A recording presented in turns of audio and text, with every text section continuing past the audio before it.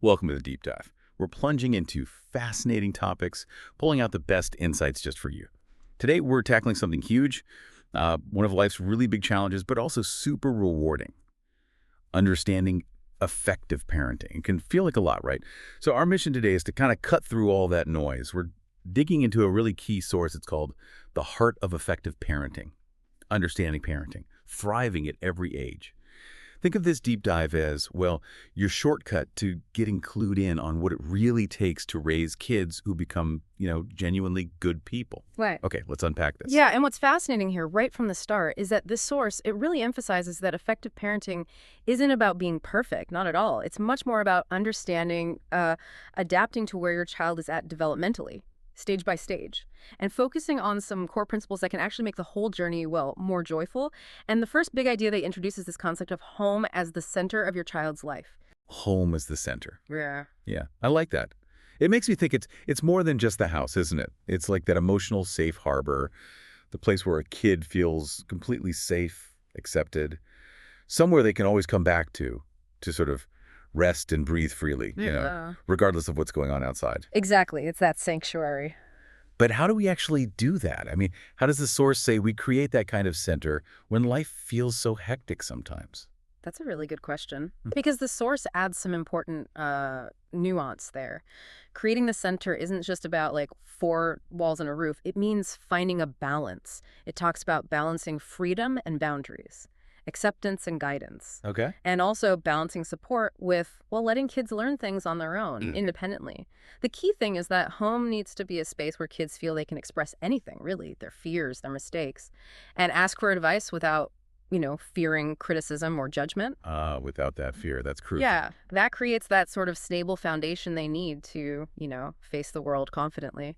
That makes so much sense. It's like building their emotional shock absorbers, isn't it? Mm-hmm. Resilience, exactly. So, okay, we've got this stable center. The source then moves on to something lovely, growing with a warm heart. Mm-hmm. Now, in a world that seems so focused on achievement, grades, performance, what does warmth in their heart actually mean, according to this research? Well, warmth, as the source puts it, comes from feeling unconditionally loved and accepted. Unconditionally. Yes, and this is the really profound part, I think. It's not because they're quote-unquote good children, or they get good grades, or they do what parents want. Right, not conditional on behavior. No, it's simply because they are themselves, just for being who they are. Wow. And the source lists some really practical things that cultivate this. Mm. Hugs, just talking, spending quality time, really listening attentively. The simple things, but maybe the most important. They really are. Because, when kids genuinely feel that unconditional love, that secure base, it allows them to take risks, to fail sometimes, and actually learn from it, without that crushing fear that they'll lose your love if they mess up. Okay, I see the connection now. So what's the bigger payoff? What happens when kids do grow up with that warm heart?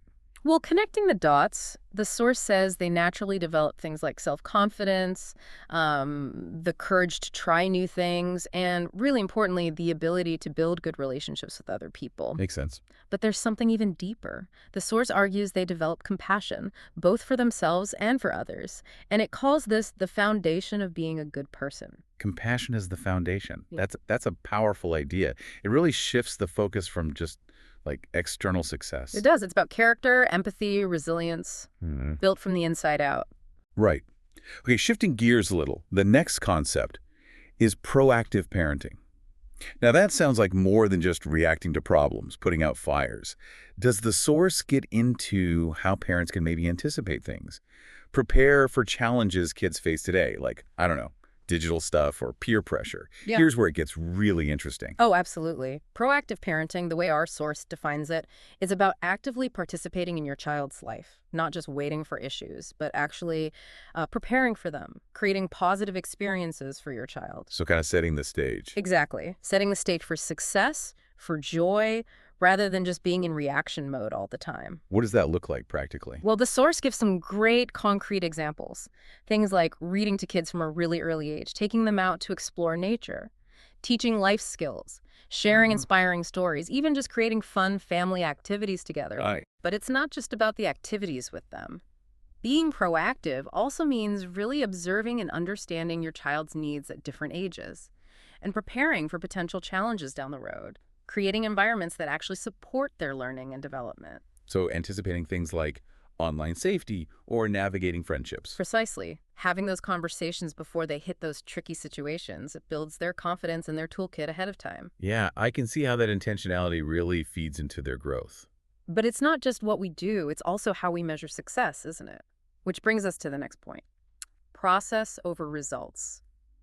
This one feels counterintuitive, especially now. It's such a competitive world. It really can feel that way. So how does the source argue for focusing on the process? And what about when a kid is really bummed out by, say, a bad grade or losing a game? That's a great point because it is tough. The source argues pretty strongly that the actual process of learning and developing is ultimately more important than the specific result achieved. More important than the grade itself. Yes, it means shifting your focus and theirs from just the outcome to the journey, the effort, the learning during the process. Okay, how does that translate into action? Practically, it looks like praising their effort. Wow, you worked so hard on that, rather than just praising the result. It means allowing kids to try things, even if they might fail, so they learn from the experience. And teaching patience, perseverance. And when they are disheartened by that result. The suggestion is to validate their feelings, absolutely, but then gently guide the focus back to the effort and the learning. Like, I know you're disappointed with the score, but I saw how much effort you put in, and look how much you learned about X or Y along the way. That's what really matters. Right, refocusing on the growth. Exactly. And the source argues the impact is huge. When kids learn to value the process itself, they become less afraid of failure. They develop more courage to face challenges, and ideally, they find actual joy in lifelong learning. That sounds like the goal, doesn't it? Instilling that intrinsic motivation. It really does. It equips them for the long haul, way beyond any single test or game. Okay, that leads us to the final core concept, responsive parenting. How is this different from just, watching from the sidelines? Being passive. Yeah, it's definitely not passive observation. Responsive parenting means being ready, available to provide support when children need it, being that stable foundation when they're facing problems, listening with a truly open heart. But how do parents know when to step in versus when to let them figure it out? That seems like a tricky balance. It is a tricky balance, and the source acknowledges that wisdom is required. You need to learn to distinguish when stepping in to help is right versus when it's better to let them try and handle things themselves. It's about creating that safe space for them to be vulnerable, to share their struggles, but also knowing when a little struggle helps them build their own problem-solving muscles. Finding that sweet spot. Exactly. The source uses this really lovely analogy. It says parents practicing responsive parenting are like large trees. They provide shade for their children, protection, comfort, but they don't block the sunlight the children need for their own growth. Oh, I like that image. Shade, but not blocking the light. Offering protection without stifling their independence. Okay, so pulling this all together, what does this all mean? How do these 5 principles, the center, warm heart, proactive, process responsive, how do they weave together? Cole, the source really concludes that effective parenting isn't some kind of fixed formula, like a recipe for guaranteed success. Right, no magic bullet. No, it's more like a dynamic dance, a combination of being proactive and responsive. It's about consistently prioritizing the process over just the results, creating that true center at home, and always nurturing kids so they can grow with those warm, compassionate hearts. It sounds like a journey for the parent, too. Absolutely. The source really emphasizes that. Parenting is a continuous learning journey. It's not static. Both parents and children are growing and changing together constantly, Right. which means having an open mind, being flexible, and underlying everything, that unconditional love. Those are probably the most essential foundations for good parenting, according to the source. Open mind, flexibility, unconditional love. That's a powerful takeaway. It really offers a kind of roadmap, doesn't it, for navigating raising kids today. So as you, our listener, reflect on this deep dive, maybe think about how these ideas creating a center, fostering a warm heart, valuing process might apply elsewhere too. Not just with kids, but maybe in nurturing any relationship or even your own personal growth. Perhaps building that warm heart for yourself is what gives you the compassion to face your own challenges and really learn from them. Which of these principles resonated most with you today? Which one might you try to bring more intentionally into your life? Lots to think about. Thank you for joining us on this deep dive.